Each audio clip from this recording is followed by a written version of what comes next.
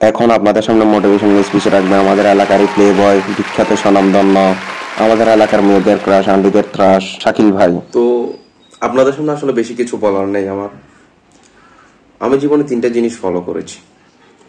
এর মধ্যে হচ্ছে অনেক মেয়েকে প্রপোজ করেছি, নাও বলেছে, কিন্তু কখনো তাদের পিছু পিছু ঘোরা যাবে না।